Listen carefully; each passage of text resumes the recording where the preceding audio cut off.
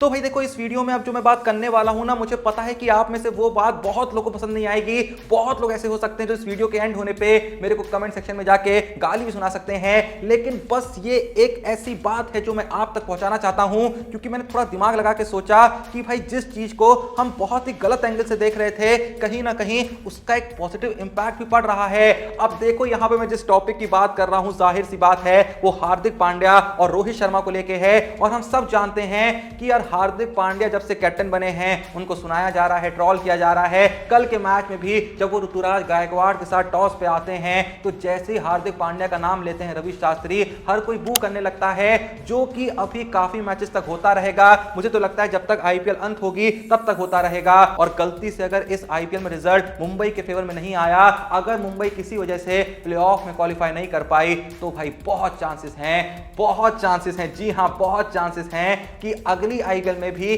अगर हार्दिक पांड्या मुंबई इंडियंस के कैप्टन होंगे, तो लोगों का जो बू करने का लेवल है ना, वो यहां से यहां पहुंच जाएगा। क्योंकि भाई अगले सीजन में तो ये भी चांसेस है कि रोहित शर्मा मुंबई इंडियंस के साथ नहीं जुड़े होंगे, और उस वक्त पे हार्दिक पांड्या को एक बहुत ही बड़ा कल्प्रिट माना जाएगा। किस चीज का? इस चीज का कि हार्दिक पांड्या की वजह से रोहित शर्मा को मुंबई इंडियंस छोड़ के जानी पड़ी। और कल का भी दिन देखो, हार्दिक पांड्या के लिए बहुत ही बुरा रहा, कुछ भी अच्छा नहीं हुआ। मैच तो हारे।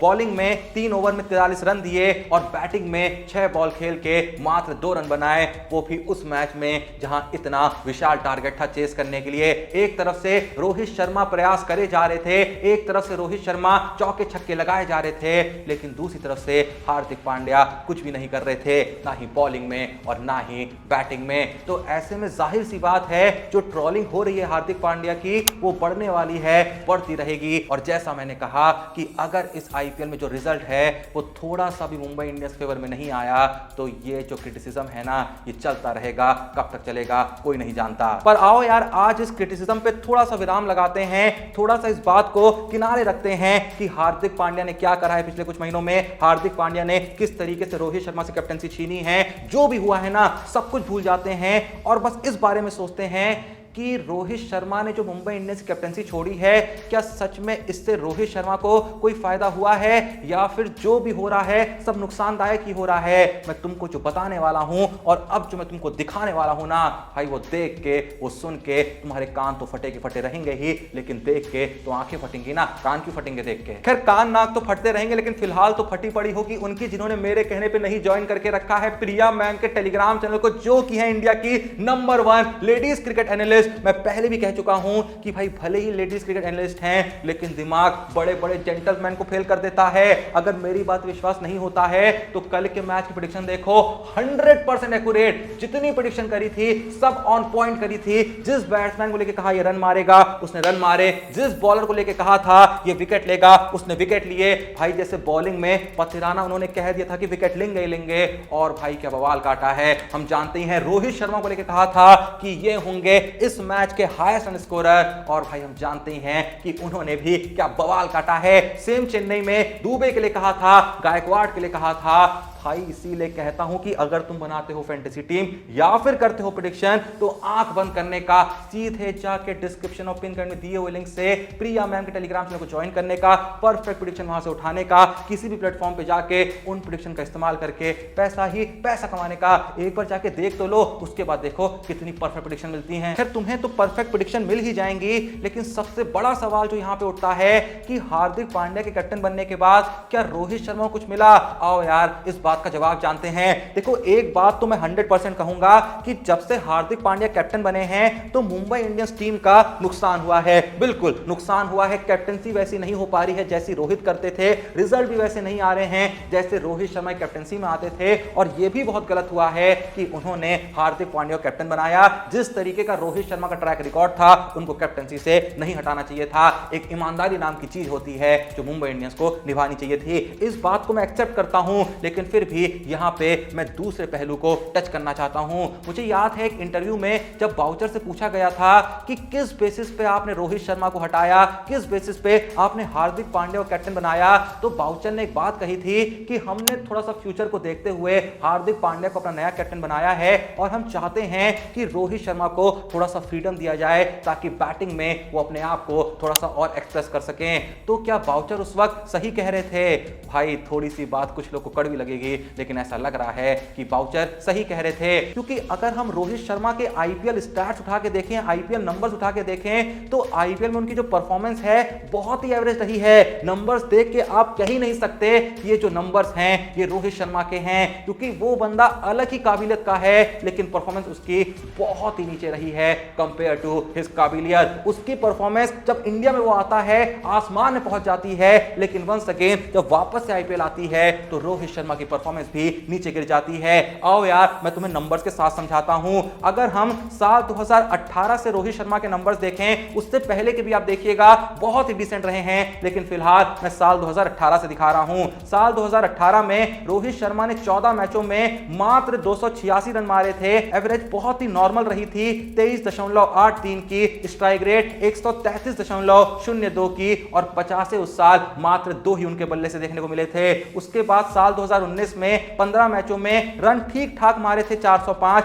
एवरेज डिसेंट सी रही थी 28.92 की, स्ट्राइक रेट भी बहुत ही नॉर्मल थी 128.57 की, 50s उनके बल्ले से मात्र 2 देखने को मिली थी। फिर साल 2020 में 12 मैचों में 332 रन मारे, एवरेज 27.66 की, स्ट्राइक रेट फिर से बहुत ही खराब 127.69 की। इस साल उनके बल्ले से 50s देखने को मिली मात्र 3। फिर साल 2021 में 13 मैचों में 381 रन, एवरेज 29.30 की, स्ट्राइक रेट फिर से बहुत ही नीचे रही 127.42 की, और 50 से उनके बल्ले से आए मात्र 1। फिर साल 2022 में 14 मैचों में मात्र 268 रन, एवरेज 19.14 की, स्ट्राइक रेट 120.18 की, और इस साल 150 उनके बल्ले से नहीं आया। फिर साल 2023 में 16 मैचों में 332 रन, एवरेज 20.75 की, स्ट्राइक रेट 132.80 की, और इस साल भी मात्र 2 ही 50s उनके बल्ले से आई। मतलब अगर हम यहां पे बस इस साल को इग्नोर कर दें, इससे जो पिछले 5, 6, 7, 8 साल रहे हैं उन पर नजर डालें, तो एवरेज जो है वो लगभग 25, 26, 27 चलती रही है, और स्ट्राइक रेट भाई बाबर आजम की जितनी है ना उतनी चली है 125, 124, 126, 127, और 50s भी उनके बल्ले से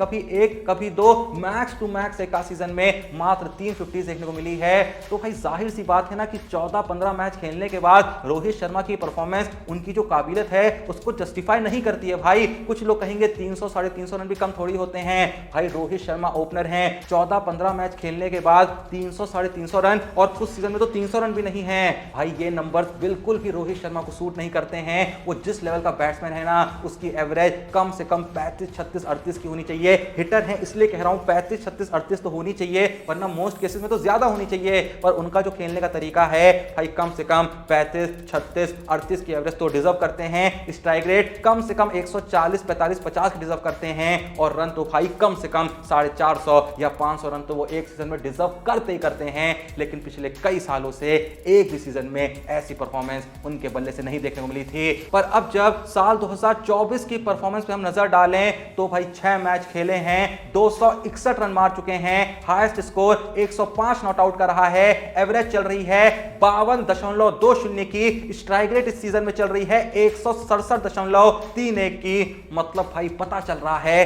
कि जब से कैप्टेंसी से हटे हैं बैटिंग में फर्क तो पड़ा है, और ये जो फर्क है ये भाई बहुत ही ज्यादा पॉजिटिव है। मैंने कहा ना भाई कि मैं इस बात से बिल्कुल इनकार नहीं कर रहा हूं कि जब से उनको कैप्टेंसी से हटाया है तो कैप्टेंसी लेवल पे मुंबई इंडियंस को फर्क पड़ा है। मुंबई इंडियंस नीचे गई है। जो इंपैक्ट रोहित शर्मा की कैप्टेंसी में देखने को मिलता था वो इंपैक्ट हार्दिक पांड्या की कैप्टेंसी में नहीं देखने को मिल रहा है। जिस तरीके से टीम एक होकर लड़ जाती थी रोहित शर्मा की कैप्टेंसी में, वो लड़ाई असल में हार्दिक पांड्या की कैप्टेंसी में मुंबई इंडियंस की तरफ से देखने को नहीं मिल रही है। इस बात को मैं पूरे दिल से एक्सेप्ट करता हूं, लेकिन सेम टाइम पे थोड़ा सा यहां पे हमें यह भी एक्सेप्ट करना होगा कि जब से रोहित शर्मा के ऊपर से वो कैप्टेंसी वाला बर्डन हटा है तो रोहित शर्मा द बैटर जो होता था आईपीएल में वो भी पूरे तरीके से बदल चुका है। और ये एक बहुत ही अच्छा साइन है इंडियन क्रिकेट के लिए, क्योंकि आईपीएल खत्म होते ही टी20 वर्ल्ड कप 2024 आना है। और देखो जब वो इंडिया के लिए खेलते हैं तो कैप्टेंसी में भी नेक्स्ट लेवल परफॉर्म करते हैं। तो मुझे लगता है कि अभी वो मुंबई इंडियंस से कैप्टन नहीं है,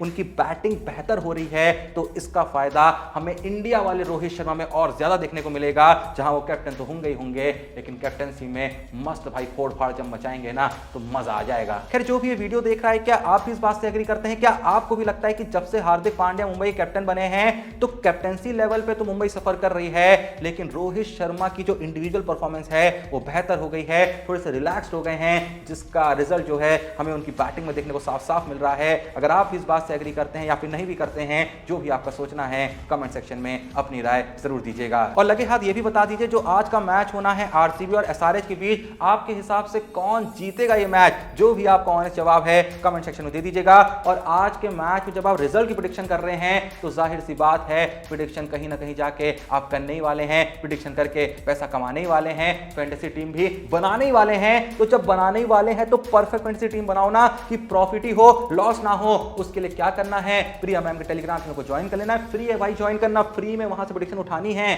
फैंटेसी टीम बनानी है, गड्डियां छापनी है, तो जल्दी जाओ ज्वाइन कर लो। वीडियो पसंद आई लाइक कर दो, चैनल को सब्सक्राइब कर दो। मिलते हैं नेक्स्ट वीडियो में, तब तक के लिए जय हिंद, धन्यवाद।